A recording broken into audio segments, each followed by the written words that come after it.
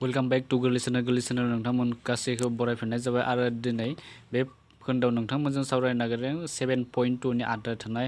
सोंथिफोरनि solution एबा मावफुंथायफोरखौ जों सावरायगोन आरो बेवहाय जों क्वेश्चन नम्बर 3 खौ जों सावरायनोसै।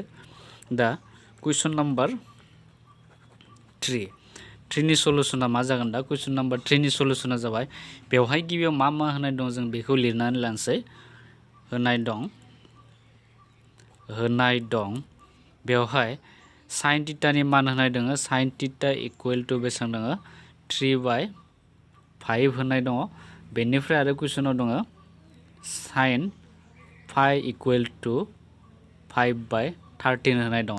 स' नोंथांमोना बेखौ बानायनो सिगाङावनो कुइसनखौ मा दङ खनसे फरायना लानाया मोजां। बेवहाय कुइसनाव थीटा आरो फाइ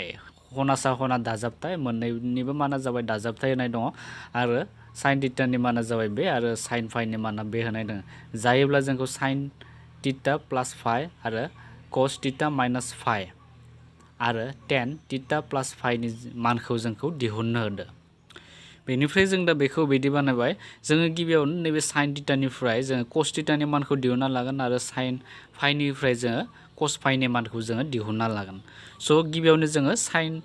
थीटानिफ्राय देयरफर जोङो cos थीटानि मानखौ जुदि दिहुनोब्ला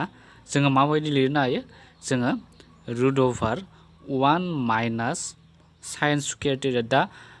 नोंथांमोननियाव गोसो सोंलु फैनो हागौ जे नैबे माबोरै फैयो cos थीटानिफ्राय जोङो बेखौ माबोरै मोननो हागौ? स' जोङो मोनबोदोंमोन मा sin square theta plus cos square theta equal to 1। जों बेनिफ्राय जोङो नैबे cosखौ जों फारसेथिं लाखिबाय। cos square theta equal to sin square थीटाखौ जों राइट साइडथिं लांबा मा जागोन 1 माइनास बे जासिगोन sin स्क्वायर थीटा आरो नैयाव बेवहाय स्क्वायर दङ। स' स्क्वायरखौ जों गैया खालामबा मा जागोन cos theta equal to √1 minus sin square theta. थामहिनबा जों बेखौ मोननो हाबाय। स' सर्टकाटआव आं डाइरेक्टलि नैफोर स्टेपखौ लिरा लाबानो डाइरेक्टलि आं बे स्टेपखौ लिरनाय जादों। दानिया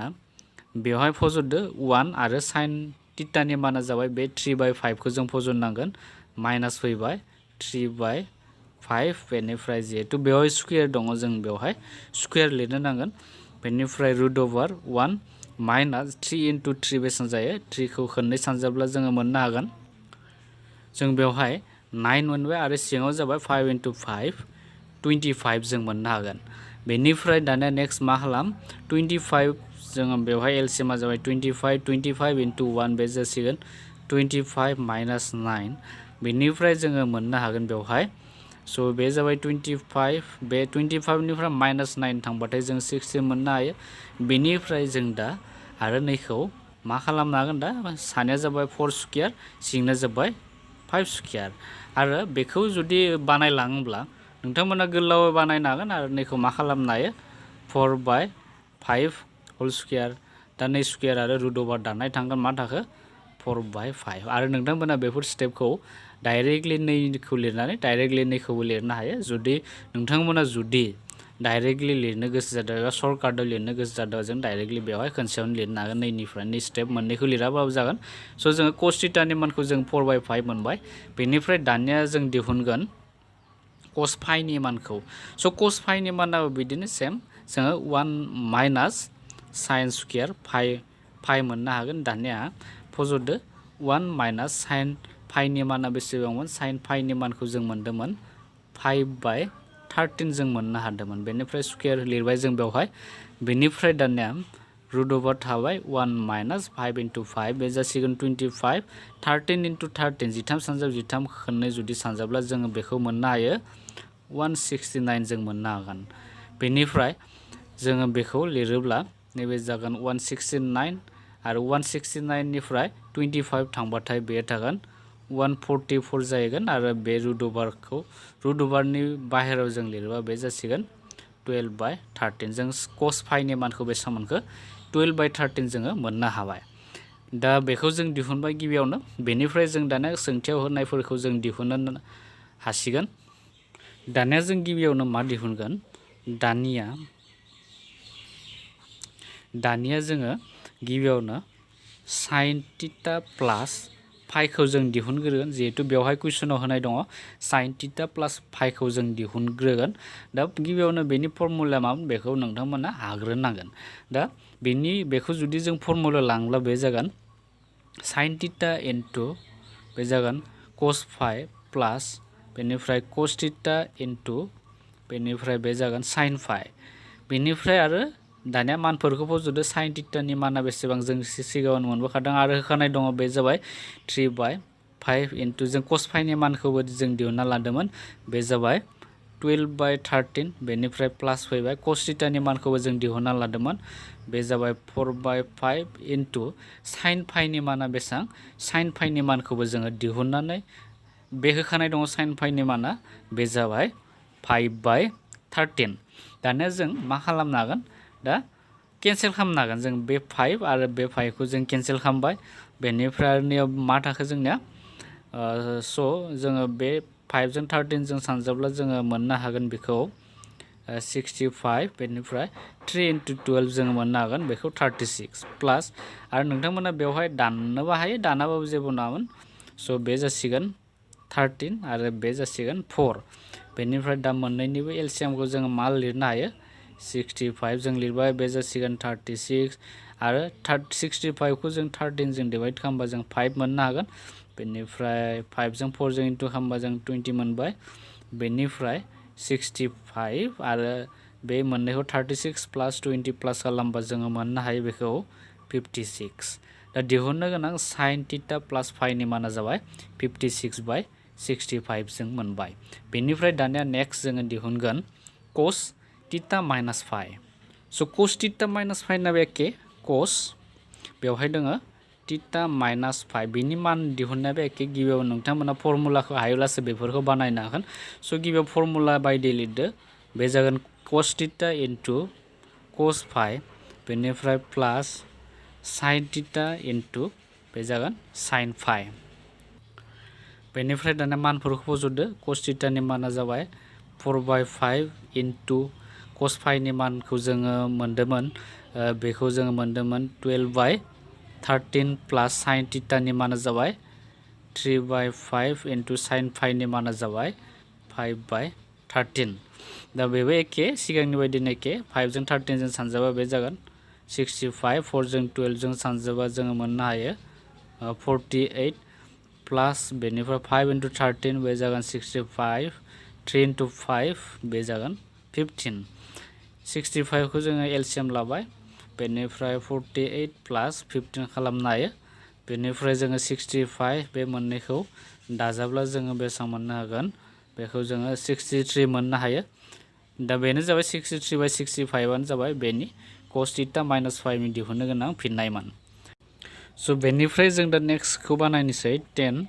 बेयाव दङ थीटा प्लास फाइ बेखौ दिहुननायनि सिगाङावनो नैबे मा जागोन फर्मुला लांबा बे जागोन 10 थीटा प्लास 10 फाइ बेनिफ्राय 1 माइनास 10 थीटा इनटु बे जागोन 10 फाइ स' बेखौ जोङो एक्सट्रा दिहुनना लानोसै 10 थीटानि मान 10 फाइनि मानखौ जों एक्सट्रायै दिहुनना लानोसै स' बे जासिगोन दा 10 थीटा जोङो मा लिरनो हायो sin theta by cos theta जों मोननो हागोन दानिया sin थीटानि मानखौ जों फज'दो sin थीटानि माना जाबाय 3/5 cos थीटानि मानखौबो जों दिहुनना लादोंमोन बे जागोन 4/5 बेनिफ्राय 3/5 इनटु 4/5 बेनिफ्राय जोङो बेखौ मोननो हागोन नैबे 5आ सायावसो थांगोन 5/4 5 केन्सेल बेनिफ्राय 3/4 जों मोननो हाबाय बेनिफ्राय 10 फाइनिखौबो जों दिहुनना लानोसै 10 फाइना जाबाय sin phi divide by cos phi जागोन sin फाइनि माना जाबाय बे कुइसनाव होखानाय दङ 5/13 cos फाइनि मानखौ जों दिहुनना लादोंमोन 12/13 बेनिफ्राय 5/13 इनटु 13/12 13 केन्सेल बेनिफ्राय थाखो 5/12 दा बेखौ मोनबाय दानिया 10 फाइ 10 थीटानि मानखौ बेवहाय फज'योब्ला जों मा मोनगोन दा therefore 10 theta plus phi equal to 10 theta plus 10 phi divide by 1 minus 10 theta into बेनिफ्राय 10 फाइ दानिया बेवहाय मानखौ जों फज'योब्ला मा मोननो हागोन 10 थीटानि माना जाबाय 3/4 प्लास 10 फाइनि मानखौ जों मोननो हादोंमोन 5/12 बेनिफ्राय 1 माइनास 3/4 इनटु बे जागोन 5/12 बेनिफ्राय दानिया बेवहाय एलसीएम लाबाय जोङो बे जागोन 12 4खौ 4 जों रानबा 3 इनटु 3 जोङो मोननो हायो बेवहाय 9 प्लास 5 जासिगोन आरो सिंनिया जागोन 1 माइनास 3 इनटु 5 सानजाब्ला जोङो बेखौ मोननो हायो 15 बेनिफ्राय 4 जों 12 जों सानजाबा बे जागोन 48 बेनिफ्राय आरो दानिया जोङो बेखौ 12 लिरनो हागोन 9 जों 5 जों प्लास खालामबा बेयो जागोन 14 बेनिफ्राय आरो जोङो मोननो हायो बेखौ 48 इनटु 1 48 आरो 48 निफ्राय 15 माइनास खालामबा जोङो आं डाइरेक्टलि लिरनोसै बेखौ 15 बे जागोन 33 जोङो मोननो हागोन बेनिफ्राय नेक्स्ट 14/12 इनटु 48/33 बेखौ जों खालामबाय बेनिफ्राय दा नैखौ जोङो केन्सेल खालामनो हायो स' बेखौ बे थांगोन बेसां बेयो जाबाय बे जागोन 4 जागोन बेनिफ्राय दानिया 4 जों 14 जों सानजाबा बेसां सिंना 33 जाबाय स' 4 जों 4 सानजाब्ला जोङो मोननो हायो 14 जों 4 जों सानजाबा बे जासिगोन 56 अब्ला दा दिहुननो गोनां एन्सारा जाबाय 56/33 आनो बेनि फिटनायमोन स' जोबोर गोरलै बेनिफ्राय नेक्स्ट कुइसना जाबाय बेनिफ्राय नेक्स्ट कुइसन नाम्बारफोरखौ नोंथांमोना बानायब्लानो जाबाय बे कुइसन नाम्बार 3 जोङो समानफ्राम बेखायनो आं बेखौ बानायनानै होनाय जानाय नंला आरो जुदि बानायनो हायाब्ला नोंथांमोना WhatsApp ग्रुपआव जइन जानानै बेखौ सोंनो हागोन बेनिफ्राय आं दा कुइसन नाम्बार 5 खौ बानायनानै होनोसै बेवहाय कुइसन नाम्बार 5 खौ जोंखौ फोरमान खालामनो आरो बेयो जाबाय स' गिबियावनो डाइरेक्टलि आं बेवहाय लेफ्ट हेन्ड साइडखौ लिरनानै लाखानोसै लेफ्ट हेन्ड साइडआव मा दङ स' लेफ्ट हेन्ड साइडआव जाबाय बे जाबाय साइन ए माइनास बि डिभाइड बाय कस ए कस बि बेनिफ्राय प्लास साइन बि माइनास सि डिभाइड बाय कस बि बेनिफ्राय दङ कस सि दा बिदि दङ बेनिफ्राय आरो प्लास साइन सि माइनास ए डिभाइड बाय कस सि बेनिफ्राय दङ कस ए दा बेखौ जोंखौ फोरमान खालामदो 0 होननानै जोंखौ फोरमान खालामदो बेनिफ्राय जों दा बेखौ फर्मुलायाव लांगोन गिबियावनो साइन ए माइनास बि बेनि फर्मुलाखौ जोङो लांब्ला मा जागोन बे जागोन साइन ए बेनिफ्राय कस बि माइनास कस ए बेनिफ्राय जागोन साइन बि डिभाइड बाय कस ए बेनिफ्राय कस बि बेखौ लिरफिनबाय जों बेनिफ्राय प्लास आरो नैनि थाखाय स' साइन ए प्लास ए माइनास बि फर्मुला लांबानो जाबाय बेबो जागोन साइन बि इनटु बे जागोन कस सि बेनिफ्राय माइनास कस बि इनटु साइन सि डिभाइड बाय बेखिनिया कस बि इनटु बे जागोन कस सि बेनिफ्राय आरो जोबथारनाय नैबे दङ स' साइन सि माइनास ए बेखौ फर्मुला लां बे जागोन साइन सि इनटु बेनिफ्राय कस ए माइनास कस ए इनटु साइन सि डिभाइड बाय बे जासिगोन कस सि इनटु कस ए बेखौ जों मोनबाय बेनिफ्राय नेक्स्ट स' बेनिफ्राय नैखौ जों सेपारेटलि खालामनो हायो मोननैखौ जों सेपारेट खालामबा मा जागोन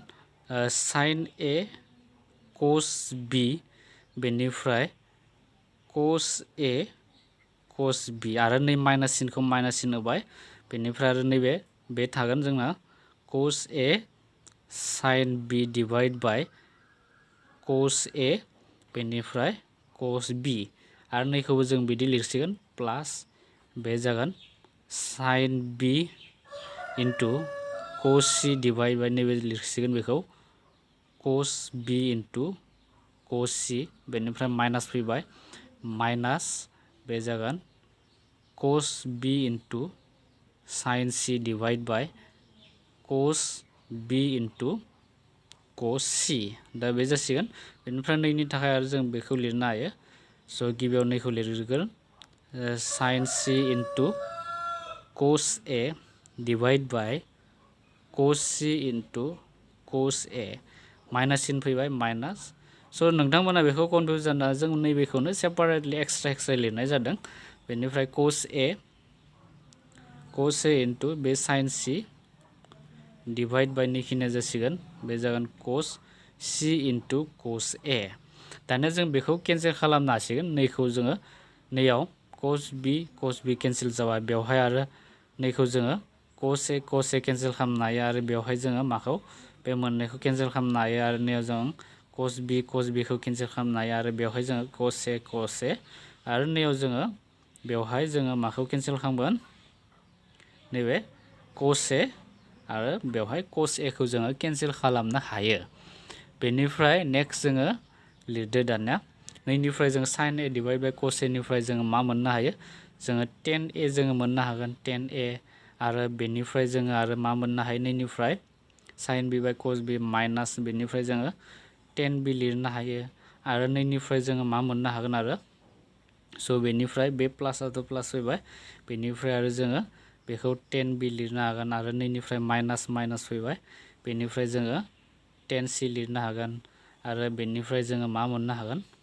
प्लासआथ' प्लास फैबाय बेनिफ्राय जोङो tan C आरो नैनिफ्राय जोङो माइनास बेनिफ्राय जोङो sin जोंहा नैयाव एसे गोरोन्थि जादों बेनि थाखायनो एन्सारा गोरोबनायाव एसे प्रब्लेम जाहैदों नैयाव sin C माइनास A खौ जों फर्मुला लांबा बे जागोन sin C cos A बेनिफ्राय नैबे cos C सो जायो बे जागोन cos C बेनिफ्राय नैबे जाबाय sin A सो जागोन बे cos C sin A फर्मुलाया जोंना बेयाव गोरोन्थि जादों स' बाकिखिनिया गासैबो थिगैनो दङ बेनिफ्राय जोङो आरो नेक्स्ट मा लिरनो हायो स' बेनिफ्राय बे चेन्ज जानाय लोगो लोगो जोंना नैयाव मा जासिगोन नैबे जागोन cos आं नैखौ दानखानानै होबाय बे जागोन cos C बेनिफ्राय sin A डिवाइड बाय नैबे जासिगोन cos C into cos A दा cos C केनसेल थांबाय बेवहाय मा थाखो जोंना बे माइनासा माइनास फैखाबायमोन बेनिफ्राय नैनिफ्राय जोङो tan A जोङो लिरनो हायो दानिया जोङो गासैखौ केनसेल खालामनो हासिगोन बे tan A केनसेल थांबाय tan B माइनास प्लास जिहेतु दं बेनि थाखायनो जों केनसेल खालामनो हागोन बेबो केनसेल जासिगोन आरो जोबथारनायाव जों मा मोननो हागोन 0 आरो बेयो राइट हेन्ड साइडजों गोरोबबाय स' जों बेवहाय फोरमान खालामबाय बा दिन्थिनाय जाबाय होननानै जोबथारनायाव लिरनानै होनो हागोन बेनिफ्राय नेक्स्ट कुइसना जाबाय बेनिफ्राय जों दा कुइसन नाम्बार 6 खौ नायनोसै कुइसन नाम्बार 6 बे कुइसन नाम्बार 6 आव कुइसन मोनथाम होनाय दं 1 2 3 जोङो गेजेरनि मोनसेखौ बानायनोसै गेजेर बेवहाय मान दिहुनहोदो स' 1 नाम्बारनिखौ नोंथांमोना हाखागोन बे 2 नाम्बारनिखौ बानायना होब्ला नोंथांमोना बेनि आयदा लानानै बानायब्लानो जाबाय आरो 3 नाम्बारखौबो नोंथांमोना हाखागोन होननानै आं आसा खालामबाय आं दा कुइसन नाम्बार 2 खौ बानायना जे बे कुइसन नाम्बार 6 नि कुइसन नाम्बार 2 खौ बेनिफ्राय बेवहाय कुइसन नाम्बार 2 आव मा होनाय दङ गिबियावनो खनसे लिरनोसै जों बेवहाय होनाय दङ बा सलुसनखौ गिबियाव लिरग्रोदो बेनिफ्राय cos theta plus cos theta प्लास 120 डिग्री बेनिफ्राय प्लास cos बेवहाय दङ 120 डिग्री माइनास थीटा दा बेबायदि होनाय दङ बेनिफ्राय जों दा बेखौ गिबियावनो माबायदि लिरगोन दा नैखौ जोङो cos थीटा बेनिफ्राय प्लास cos बेवहाय जोङो ब्रेकेट होनोसै दा नैयाव जोङो मा खालामनो हायो बेखौ जोङो 90 डिग्री प्लास थीटा प्लास 30 डिग्री जोङो लिरनो हायो थामहिनबा नोंथांमोना बेखौ सेफायब्ला बेखौनो मोननो हागोन 90 डिग्री आरो 30 डिग्री दाजाबा जों 120 खौ जों मोननो हागोन बेनिफ्राय थीटायाथ' थाखाबाय दा बेबायदि जों मोननो हागोन बेनिफ्राय आरो नैखौबो जोङो बिदि लिरनो हायो प्लास बेवहाय जाबाय cos बेबो जागोन 90 डिग्री माइनास थीटा बे जागोन माइनास 30 डिग्री दा बेबायदि जाबाय बेनिफ्राय ब्रेकेट क्लोज दा बेबायदि खालामबाय स' बेखौ सेफायब्ला नोंथांमोना बेखौनो मोननो हागोन स' बेनिफ्राय नैबे माइनास प्लास स' प्लास 30 एन्ड 90 प्लास खालामबा जों 120 खौ जों मोननो हायो बेनिफ्राय जों बे माइनास थीटाखौ जों मोनबाय बेनिफ्राय नेक्स्ट मा खालाम स' बेखौ जों सेफायदो cos थीटा बे जाबाय आरो नैबे जाबाय मोनसे फर्मुला जाना दं दा cos 90 प्लास थीटा होनना साना लानायखौ स' जोङो मा मोननो हायो बेवहाय माइनास साइन नैबे टिटा बेखिनिखौ जों मोनसेल' मान होनो सानना लाबानो जाबाय दा बे जागोन टिटा प्लास 30 डिग्री ब्रेकेट बेनिफ्राय नैबेखौ आरो जों सेफायब्ला बे मा जागोन बेबो जागोन माइनास बे जागोन साइन बे टिटा माइनास बे जागोन 30 डिग्री दा बेखौ जों मोननो हाबाय स' बे जागोन नैबे प्लास जागोन प्लास साइन टिटा माइनास 30 डिग्री जों मोननो हागोन बेनिफ्राय नेक्स्ट बेनिफ्राय बे गासैखौ फर्मुलायाव सेफायदो बे जागोन कस टिटा माइनास थाखाबाय आरो नैबे जागोन साइन टिटा बेनिफ्राय जागोन कस 30 डिग्री बेनिफ्राय बेयाव फैबाय प्लास बेनिफ्राय बे जागोन कस टिटा बेनिफ्राय साइन 30 डिग्री जोङो मोननो हायो दा बेनिफ्राय ब्रेकेटखौ होफिनबानो जाबाय बेनिफ्राय बे प्लास सिन जिहेतु प्लास सिन दं आं ब्रेकेटखौ होलायला बे जागोन बे जासिगोन साइन टिटा बेनिफ्राय कस 30 डिग्री बेनिफ्राय माइनास फैबाय कस 30 डिग्री बेनिफ्राय बे जागोन साइन टिटा दा बेखौ जोङो मोननो हाबाय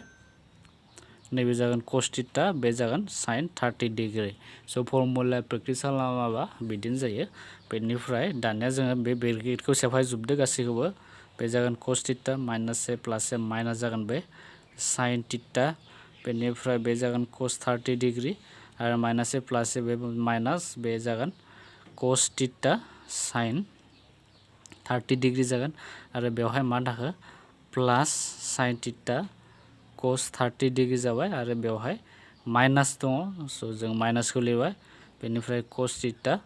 बेनिफ्राय साइन 30 डिग्री बेनिफ्राय जों दा नै मोननैखौ बेजों आरो बेजों केन्सेल खालामबाय बेनिफ्राय मा थाखो कस टिटा नैबे बे मोननैखौ जों प्लास खालामबा माइनास 2 कस टिटा आरो साइन 30 डिग्री जों मोननो हागोन बेनिफ्राय कस टिटा माइनास 2 बे जागोन कस टिटा साइन 30 डिग्री माना जाबाय 1/2 बे 2 जों 2 केन्सेल बेनिफ्राय कस टिटा आरो माइनास कस टिटा मोननैखौ गासैखौ केन्सेल खालामनो हायो जों बेवहाय कस टिटा माइनास कस टिटा थाबाय स' बे मोननैबो जोबथानायाव दानाय थांगोन बेनिफ्राय माना जाबाय 0 स' दिहुननो गोनां बे 6 नाम्बारनि 2 नि माना जाबाय 0 बेनिफ्राय आद्रा थानाय बे 6 नाम्बारनि 1 एन्ड 3 खौ नोंथांमोननि थाखाय दोननाय जाबाय नोंथांमोना बेखौ बानायनो ट्राय खालाम बेनिफ्राय बे एक्सारसाइजनि आद्रा थानाय कुइसनखौ जोङो उननि भिडिअ डिसकास खालामगोन स' भिडिअखौ नायनो थाखाय नोंथांमोनखौ थेंक इउ फर वाचिं रोजा रोजा साबायखर बावहरनाय जाबाय उननि भिडिअ नोंथांमोनखौ लोगो मोनफिनगोन गोजोन्थों स' नोंथांमोना नुनो मोनबाय दे नै भिडिअआ जोंनिया माबोरै जाखो स' नोंथांमोना जुदि भिडिअखौ जुदि मोजां मोनदोंब्ला बा सोलोंनाय बायदि मोनदोंब्ला नोंथांमोना प्लिज जोंनो अननानै नोंथांमोना लाइक बटनखौ थुनानै हो आरो मायबाफोर सोंनो दङब्ला नोंथांमोना कमेन्ट बक्सआव सोंनो हागोन सिम्पलि जों नोंथांमोननि एन्सारखौ सानफ्रोमबो होनो गारनाय थाबैनो होनो गारनाय जों सानफ्रोमबो रेडिखा नोंथांमोना बेबायदिनो जोंनो सोंहरबाय थानो हागोन आरो नोंथाङा जुदि चेनेलाव जुदि गोदानबा जोंखौ सापर्ट खालामोबा नोंथांमोना चेनेलखौ साबस्क्राइब खालामना हो आरो बे नटिफिकेसन बेलखौ थुनानै हो जाहाथे गोदान गोदान भिडिअ होनायखौ नोंथाङा नुनो मोनो स' बे भिडिअनि गेजेरजों जों नोंथांमोननिफ्राय दा बिदाय लानोसै गोदान भिडिअ नोंथांखौ जोङो थाबैनो लोगो मोनफिनगोन होननानै बे भिडिअनिफ्राय बिदाय लानोसै स' गोजोन्थों लोगोफोर बाय बाय